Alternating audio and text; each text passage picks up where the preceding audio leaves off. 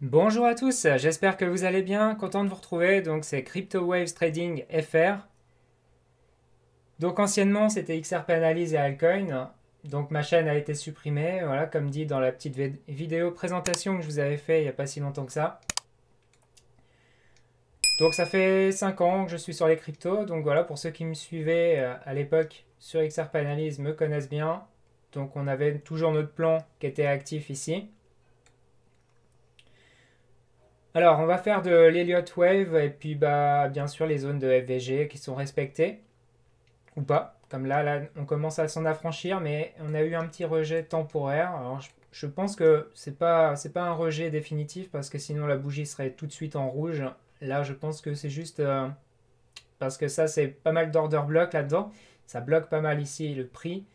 On avait identifié cette zone de FVG qui avait du mal à passer au-dessus, hein. Vous voyez bien, là, ça a été refusé, refusé. On a eu un rejet, et puis là, depuis, ça rajette pas mal. On a eu des inflows aussi sur l'ETF de Bitcoin, donc forcément, ça a acheté sur 3 jours, là, déjà. Donc ça revient à l'achat quand même. Il y a un petit peu plus d'intérêt maintenant pour les ETF, et ça, c'est quand même assez cool. Par rapport à avant, ça vendait en masse, bah, c'était ici, là, 135, 371 ici. C'était vraiment catastrophique ici. Beaucoup de millions de dollars ont été vendus sur le Bitcoin. Donc forcément, ça s'est répercuté sur le cours ici.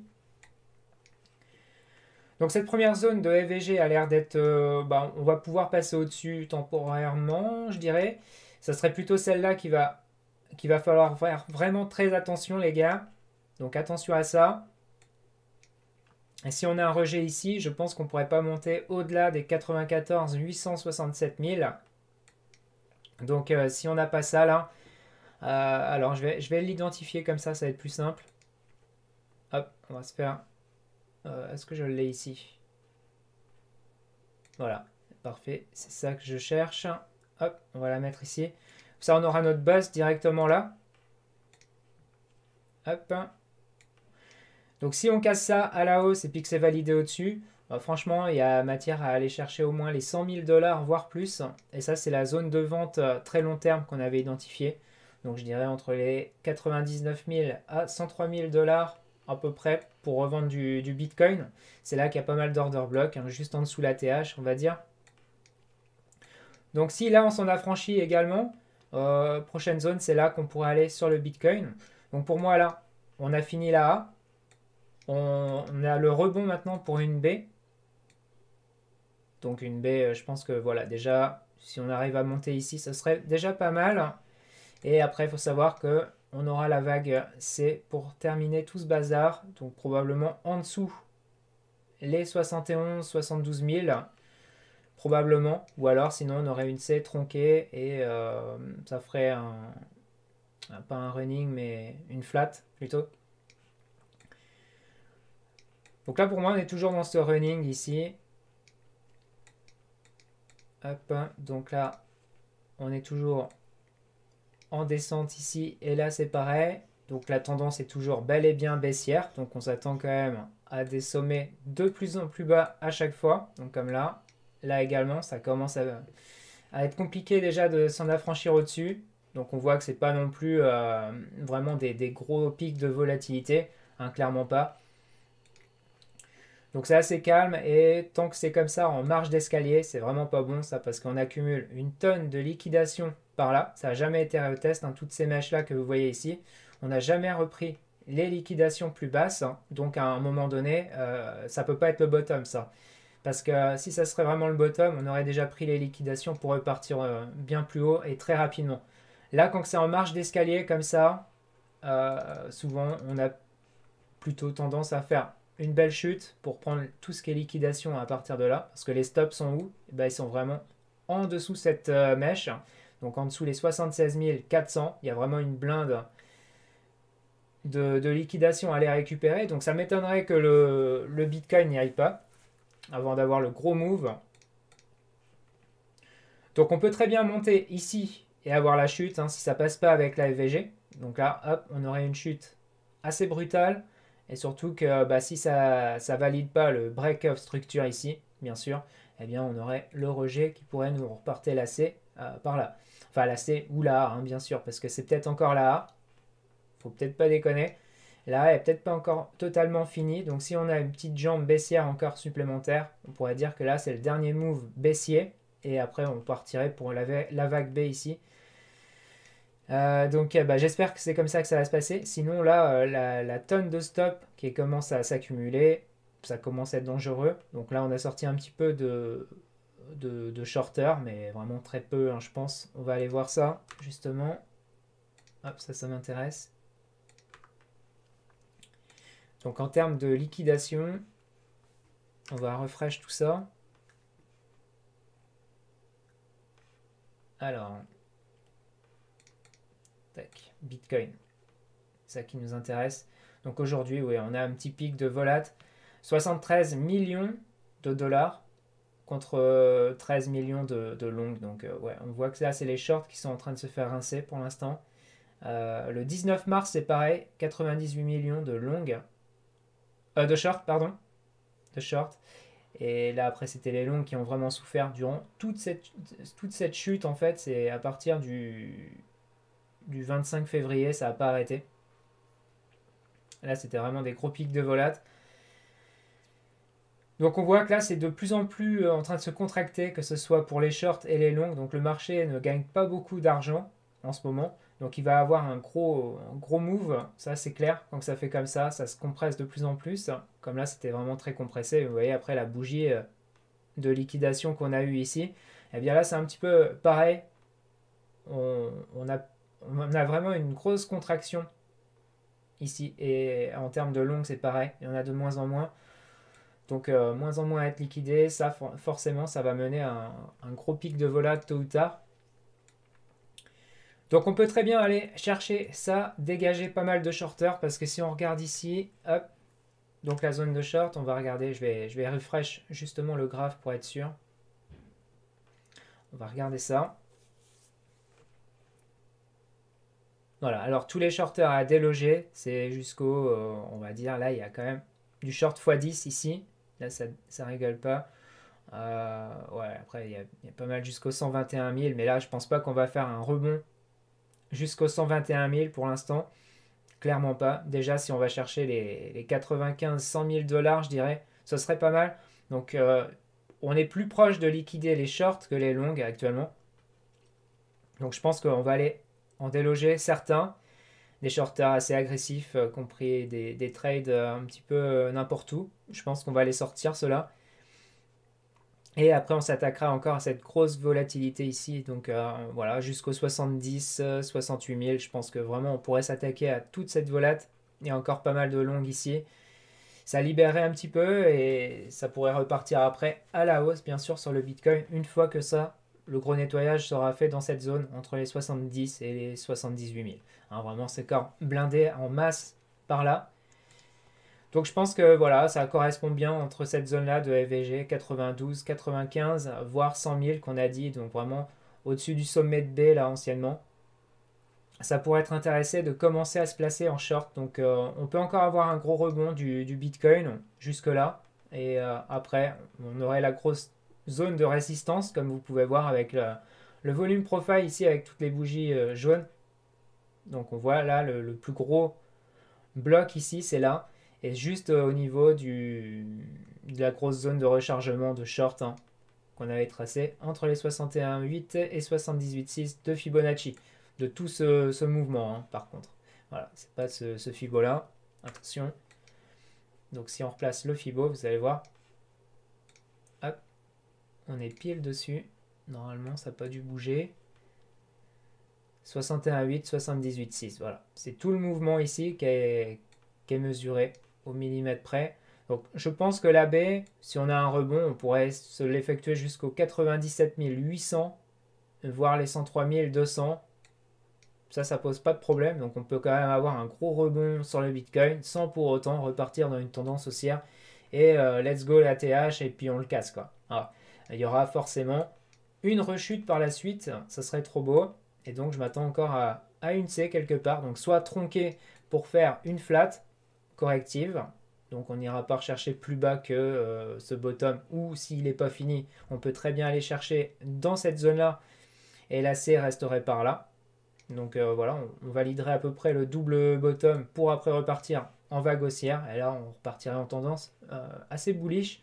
Donc on passerait de 70 à 75 000 à peu près jusqu'aux 120, 150 000 sans trop de problèmes après pour la prochaine vague d'amplitude assez monstrueuse. Donc voilà pour le Bitcoin, les gars.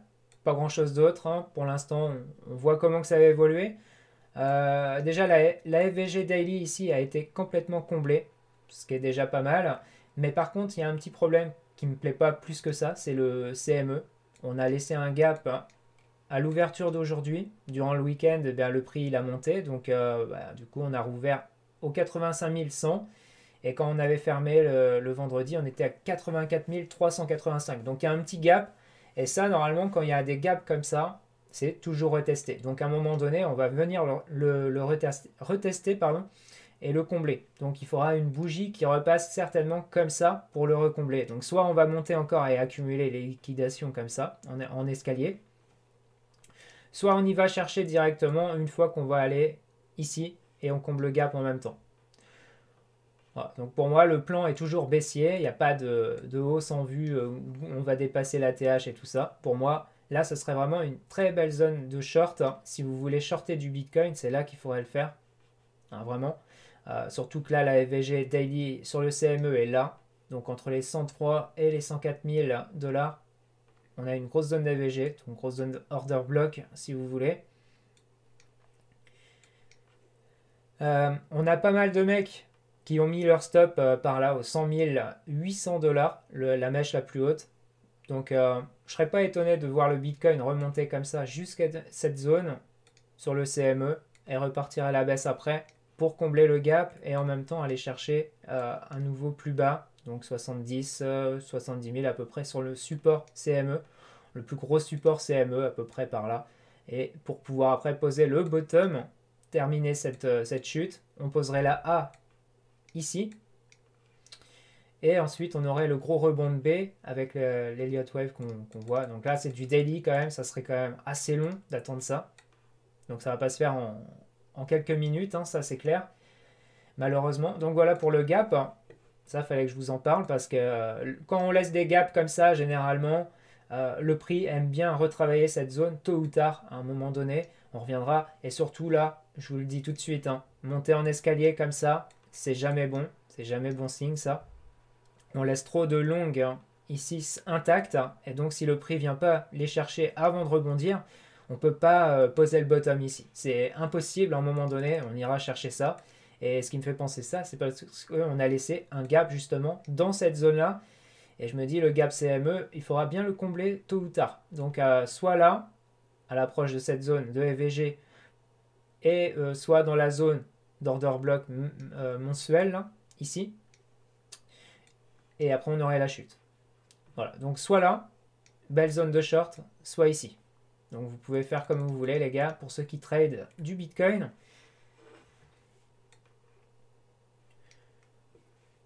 Donc voilà pour ça. Pour Bitcoin, pas grand chose d'autre. Moi, je m'attends encore à de la baisse. Là, c'est un petit rebond, mais rien de plus. Ça va pas être énorme, hein. Surtout que là, ça monte en escalier. On est descendu en ascenseur, donc c'est très puissant. On a un mouvement quand même de correction très violente. À chaque fois, ça monte comme ça en escalier et puis après, ça descend. Comme là, voilà. Ça montait en escalier, vous voyez bien. Et on a eu la chute où on a cassé le plus bas ici. Bah là, je m'attends un petit peu à un move similaire, mais baissier, qui va combler le gap et justement aller rechercher un plus bas par rapport à celui-là. Donc les 76 560, je pense que c'est pas le bottom définitif. On ira chercher au moins entre les 70 73 000 peut-être dans cette zone-là. Et ça comblerait l'imbalance haussière qu'on a laissé ici depuis très longtemps.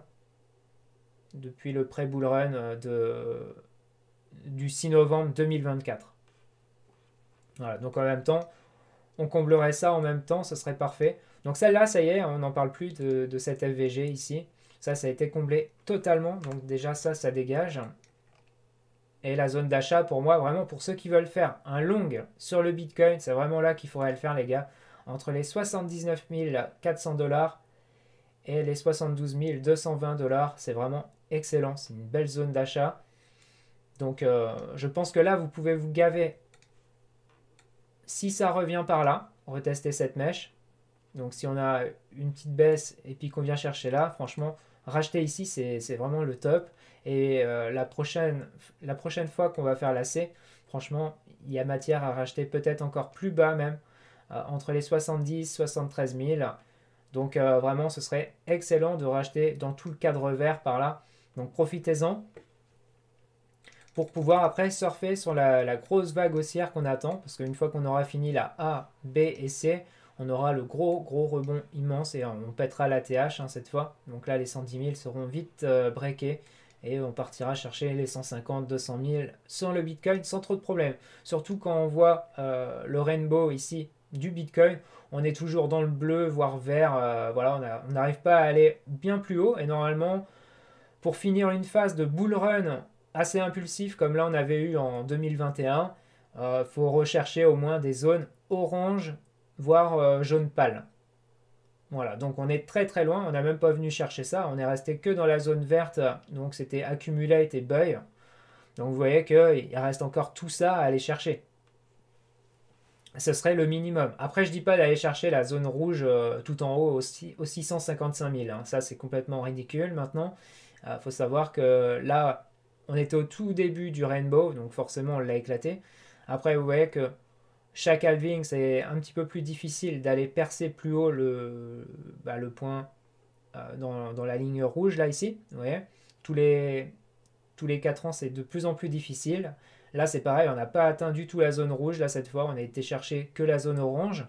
Donc là, je pense que pour ce bull run, ce serait plutôt du jaune pâle qu'on pourrait aller chercher. Donc déjà, ce serait pas mal. Les 231 000, 218 000, ce serait vraiment excellent déjà pour finir ce bull run pour cette année.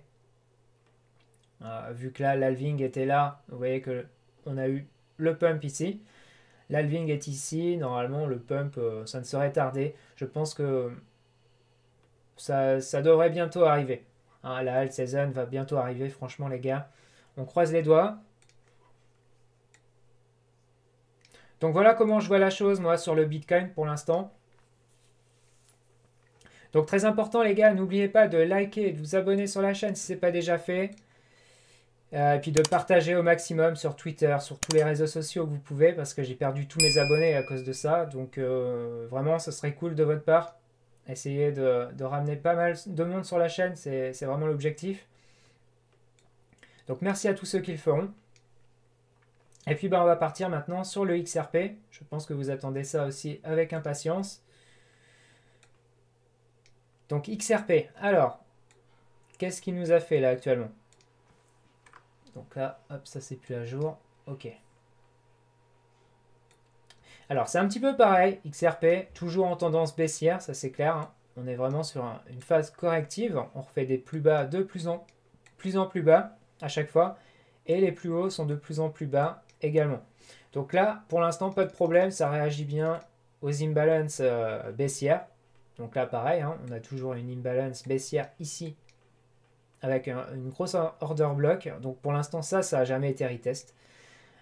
Donc là, on a toujours l'imbalance baissière qui a bien réagi ici. On n'a pas réussi à passer. Donc ça, c'est vraiment l'order block monstrueux ici qui n'a pas réussi à passer du tout. Donc les 2,94 à 3,03$ sont vraiment très bons, très bien défendus par les vendeurs. Il n'y a pas de problème là-dessus. Donc ça, c'était la zone de vente avant, mais vous voyez qu'on n'est même pas atteint ça, que ça a déjà chuté, ça a bien réagi dans l'order block, ici la FVG.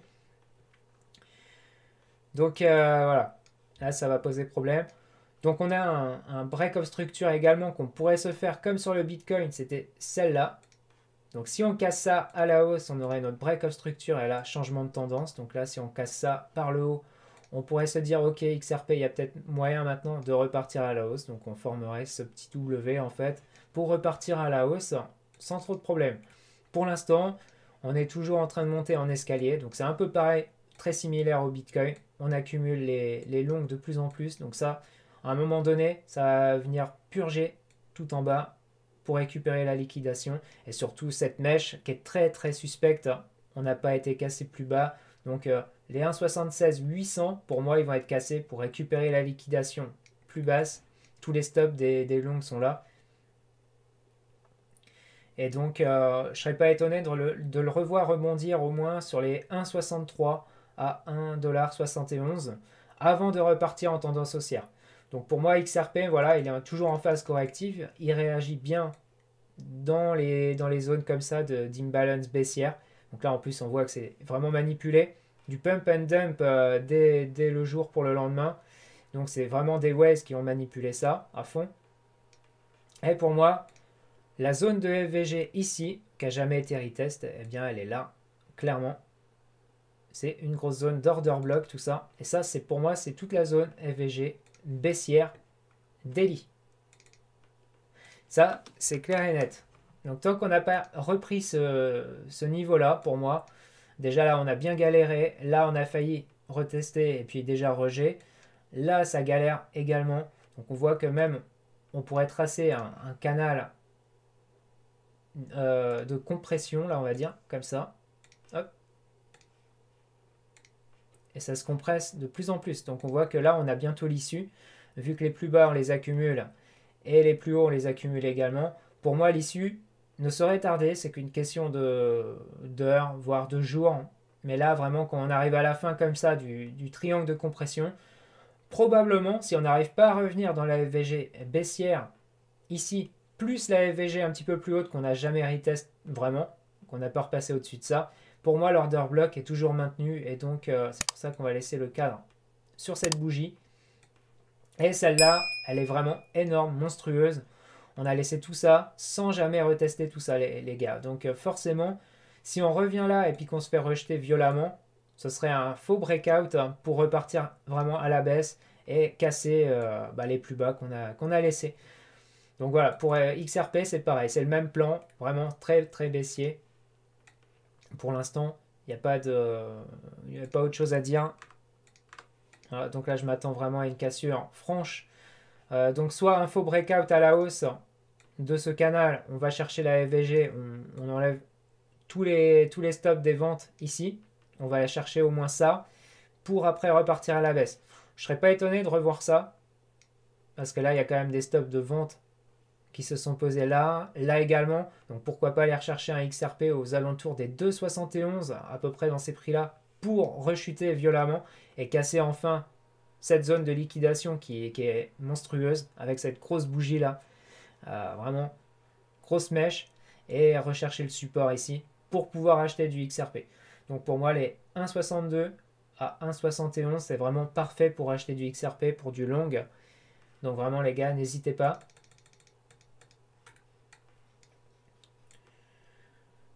Sinon, il n'y a pas grand chose d'autre à dire sur XRP. On va voir comment que ça évolue. Mais voilà, pour moi, ça c'est le plan maintenant.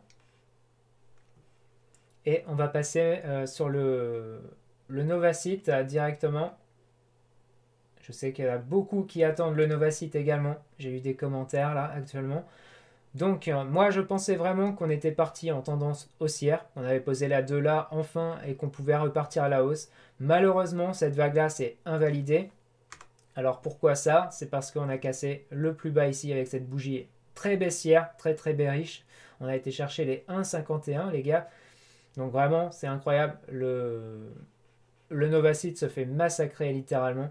Même la zone d'achat qu'on avait identifiée ici, que c'était bien pour acheter, vous voyez qu'on l'a défoncé largement. Donc ouais, c'est assez insane là, ce qui se prend dans la gueule. Donc on va épurer le graphique, on va nettoyer tout ça et on va retravailler ces zones. Hop. Donc le plus bas maintenant est là. On est au 0,51 200. Pour l'instant on a eu un petit retest pullback dessus on va dire. Et il y a une FVG très importante ici qui n'est jamais comblée non plus. Donc FVG daily ici également. Donc là, hop. FVG daily. Donc pour l'instant qui est totalement respecté sur les 3 jours. On a eu le rejet en plus là, très violent. Donc bah, ça annonce rien de bien et franchement on pourrait encore continuer à percer ce bottom malheureusement les 51 centimes. Donc si ça perce plus bas, bah inutile de vous dire que c'est la loose, hein. On va aller rechercher, ouais, tant qu'on va pas chercher cette mèche, on va dire ça va. Parce que c'est la fin de la 2 depuis très très long terme. Mais si on va chercher les 45-200 et qu'on n'arrive pas à rebondir avant, franchement ça foutrait quand même la merde sur le Novacite.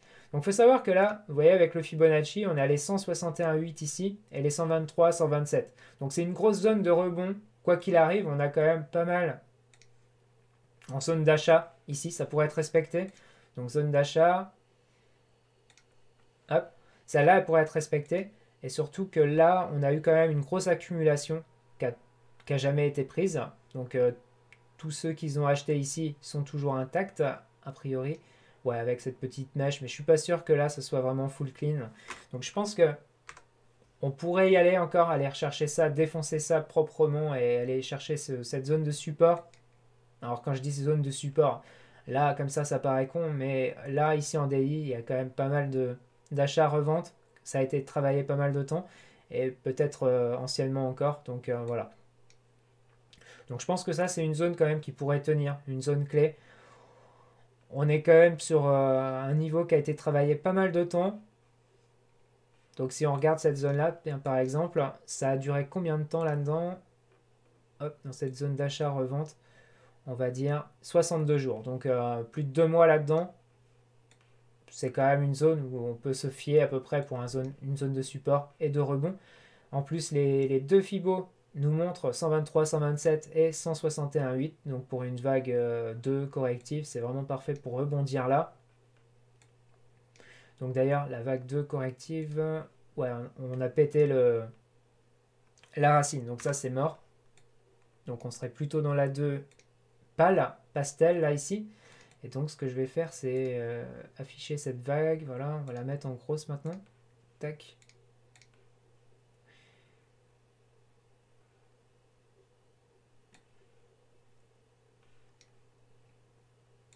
Voilà, donc celle-là, oui, elle est finie. Non, c'était la fin, ça c'était la 5. Voilà, c'était bien la 5. C'était celle-là que je voulais. La vague 2 ici. Hop, on s'y perd, hein. Franchement, il y a tellement de bordel. Ça, c'est le Fibo. Ça va pas nous intéresser. Voilà. Donc la vague 2, on va la report maintenant ici. C'est plus là, hein, clairement. On a fini avec ça. Donc là, hop, on la met en gros. Et si on regarde en daily, donc on a eu la racine ici. On est proche de la racine, hein, d'ailleurs. Faut vraiment pas qu'on pète ça. Donc la racine est là. Je vais regarder vite fait.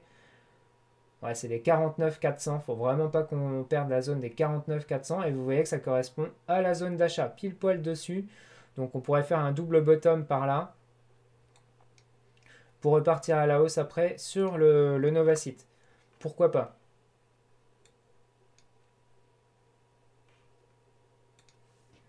Donc là, hop. RLZ short, ça c'est la zone de rechargement des shorts. Donc ouais, eh ben, on va remettre les vagues comme ça proprement, plus étirées par là-bas. Parce que là ça va pas du tout. Voilà, mais en tout cas le plan est comme ça. Tac. Voilà.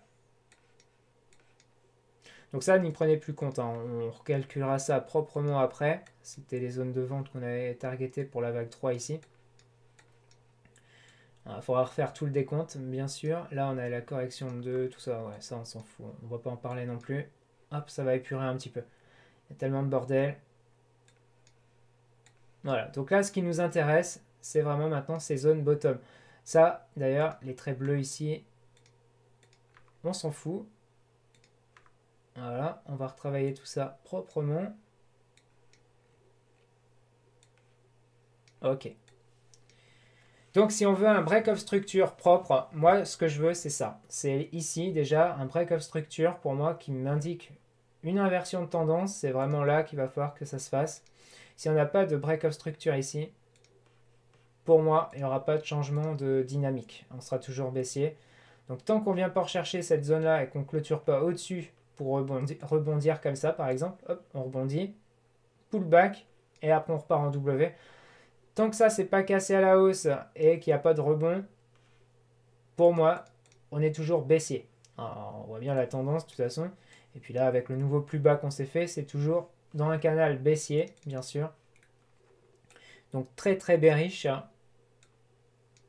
Rien à dire là-dessus. Surtout là avec cette bougie là, hein. Waouh, on a de la FVG un petit peu partout. Là aussi, c'est une FVG qui a jamais été retest d'ailleurs. Bon, elle est petite celle-là par rapport à celle-là. Mais quand même, on va la noter. Ça, c'est une FVG. Et ça n'a jamais été retesté non plus. Donc, très important de le mettre. Voilà, donc on peut se faire rejeter là. Là également, c'était une zone de FVG qui a été retestée et rejetée aussitôt. Voilà, on voit bien avec cette bougie. Plusieurs fois, ça a retesté, mais non, c'est pas passé non plus. Donc voilà, FVG baissière. Là, tous les gaps, ça a été comblé, donc là, il n'y a pas de problème. Ok. Là, on est bon. Il n'y a pas de gap non plus ici. Donc pour moi, c'est ok. D'accord. Donc bah, on va voir comment que ça tient. Là, sur du court terme, c'est vraiment foireux. C'est vraiment très mauvais. Surtout la bougie d'aujourd'hui, c'est pas terrible. Hein. Si ça clôture là, franchement, 52 centimes, 500, c'est vraiment très proche de cette bougie-là. Si ça tient pas, qu'on perce, je pense qu'on va aller chercher bien plus bas, entre les 47 et les 49 centimes. Ce serait la zone d'achat, on va dire, théorique. Si vraiment ça rebondit pas là, bah on va aller peut-être chercher les gaps ici qui traînent aux 42 centimes. Et sinon, il y aurait le gros gap à aller chercher bien plus bas, entre les 25 et les 35 centimes. Donc j'espère pas pour vous, parce que là, ce serait vraiment la loose. Il y en a plein qui vont être dépités si c'est le cas. Donc bah, je croise les doigts pour vous les gars, j'espère que ça va bien consolider par là et qu'on va avoir le pullback, rebond et tout. Si on n'a pas ça, qu'on casse tous les supports, c'est surtout cette zone-là qu'il faut surtout pas perdre. Hein. Les 41 900, ça correspond, on va dire, un petit peu au-dessus de ça. Voilà, au-dessus du gap là qu'on a laissé. Ça encore, il peut être comblé ce gap, mais si on va chercher celui-là, c'est vraiment la loose. C'est vraiment la loose depuis très longtemps parce que si on regarde bien en weekly, il n'y a pas grand-chose après en support. Donc là, pour l'instant, on est là. Vous voyez que si on va chercher cette zone déjà d'achat, on casserait tout ça hein, quand même. En dessous ici, il resterait ça. Il resterait ici également au 41 200 à peine. Et après, vraiment, on n'a plus rien quoi, qui ferait office de support. Donc si on va chercher ce gap, c'est quand même bien foireux. Donc j'espère pas. Mais voilà quoi. Faut mieux quand même qu'on en parle. Donc acheter ici, c'est pas mal. Hein. Vous pouvez très bien en acheter par là pour recharger un petit peu puis baisser votre ratio en fait. Comme ça, si vous en rachetez pas mal ici, ceux qui sont bloqués depuis très longtemps, qui en ont acheté par là par exemple, et qui n'arrivent pas, qui se disent putain, le portefeuille est dans le rouge total, bah, vous pouvez peut-être espérer que ça rebondisse à partir de là. Donc si jamais le prix revenait à 50 centimes, c'est quand même un très bon prix, vous l'aurez quand même. Ceux qui ont été bloqués par exemple ici hein, à 1,14$, ou voire carrément au sommet, ceux qui ont acheté vraiment dans les pires moments, jusqu'au 1,50€, eh bien là déjà vous faites quand même un divisé par 3 à des prix comme ça, donc c'est quand même cadeau on va dire, et ça rebaisserait vraiment votre moyenne. Donc il n'y a pas hésité, il faudrait quand même en acheter par là.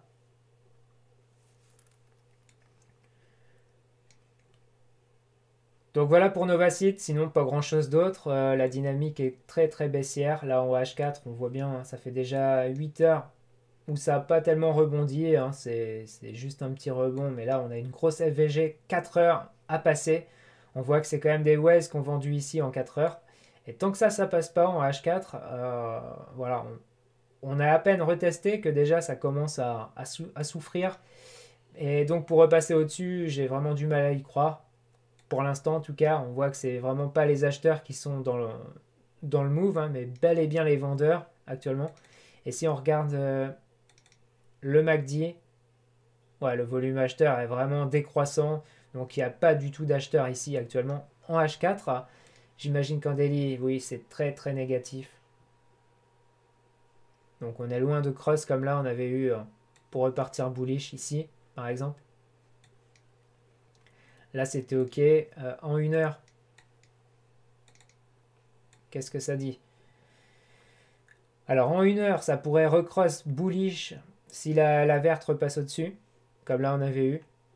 Mais c'est des tendances d'1 heure, donc il faut vraiment être très très court terme en fait les gars. Si vous jouez sur du 1 heure, vous pouvez en acheter en 1 heure et puis espérer que ça rebondisse. Mais vraiment, vous n'êtes pas dans le sens de la tendance, donc c'est pas le meilleur moment pour faire ça, du trading en longue. Je pense que toute opportunité de hausse est plutôt de revendre. Si par exemple on atteint les 55, je vous conseille de revendre aux 55 centimes. Parce que là, c'est quand même une grosse FVG baissière en H4 qu'on a dit.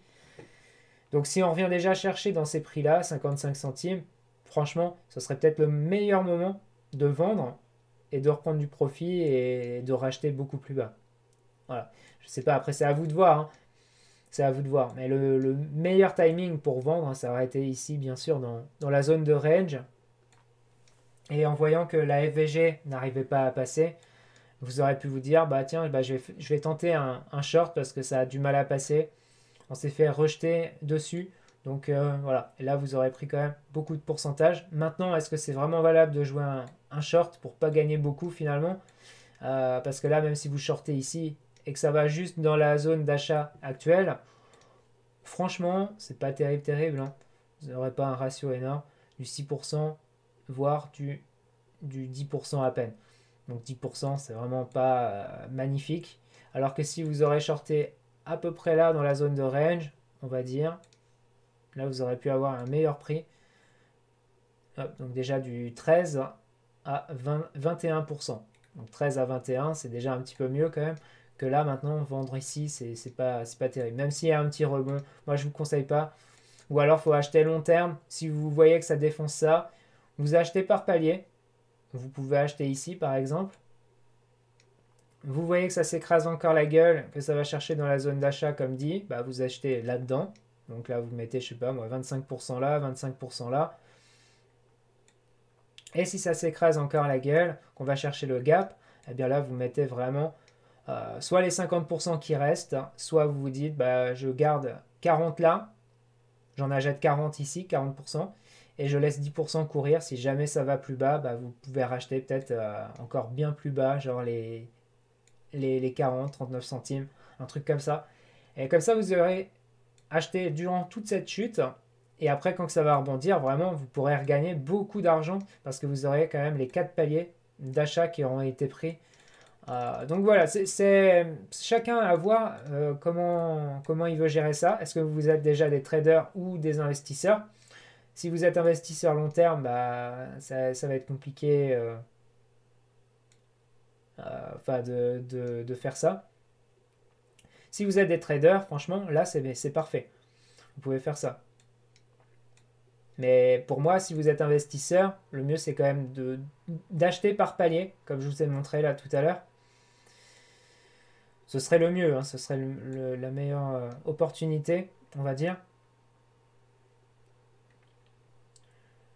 Donc voilà, pour l'instant, bah, pas grand chose d'autre à dire. Là, le petit rebond du dollar, c'est pas terrible non plus en H4. On voit que c'est reparti à la hausse. Donc si le dollar augmente, le Bitcoin, normalement, bah, s'effondre, hein, et vice-versa. Donc bah, j'espère qu'il va avoir une petite correction. Là, on voit qu'il rentre dans sa zone de FVG également pour le dollar index. Donc si ça passe pas ça, on aura un rejet. En plus, il y a la MA200 en daily ici qui passe là. Donc vraiment, si on a un gros rejet là, ce serait vraiment super. Et on aura une continuité baissière. Donc vous voyez que la zone d'achat qu'on avait targetée, elle a été touchée 2 fois. Donc vraiment au millimètre près. Et là, c'était excellent pour acheter du dollar. Pour avoir le petit rebond, puis jouer le petit setup, comme je vous dis là, à peu près, pour revendre ici. Donc si ça passe pas la FVG, on aura le rejet. Et on ira chercher beaucoup plus bas cette fois pour la zone d'achat. Peut-être les 101 points, qui sait. Donc voilà, Bitcoin dominance, bah, On espère toujours que ça n'aille pas chercher le plus haut ici et encore moins celui-là. Si on va chercher ce plus haut là, les 64% de dominance, là c'est un gros massacre sur les altcoins. Donc j'espère pas. Nous, ce qu'on veut, c'est une baisse totale de la dominance du Bitcoin. Donc plus elle sera basse, mieux ce sera pour les alts et on aura peut-être une alt season comme il se doit. Donc tant qu'on n'a pas le break of structure ici, qui n'est pas fait, tant qu'on casse pas ça à la baisse, ça c'est la bougie la plus basse, donc tant qu'on ne vient pas chercher ça, ça veut dire qu'il n'y a pas de continuité baissière, malheureusement. Et pour l'instant, on est plutôt dans un range énorme depuis on va dire, le début de mois de février. Donc ça fait quand même 2 mois qu'on est là-dedans. J'espère que ça va chuter. Comme là, on a eu des belles bougies baissières, j'espère qu'on va avoir ça d'ici peu. Là, c'est un petit peu pareil, hein. On est en escalier, donc en principe, quand on fait comme ça, on a toujours des rebonds pour reprendre des stops. Donc là, on est quand même sur la dominance, hein, bien sûr. Ça n'a rien à voir par rapport au spot, hein. Mais ce que je veux vous dire, c'est que voilà, là, quand c'est comme ça, c'est toujours en marche d'escalier. Logiquement, on vient chercher quand même les stops avant pour repartir à la baisse. Donc que ce soit de la dominance ou du spot, pour moi, je fonctionne comme ça à chaque fois. Et ça marche plutôt bien dans l'ensemble. Donc voilà. Voilà ce que je pourrais vous dire. Donc je pense que tout a été vu.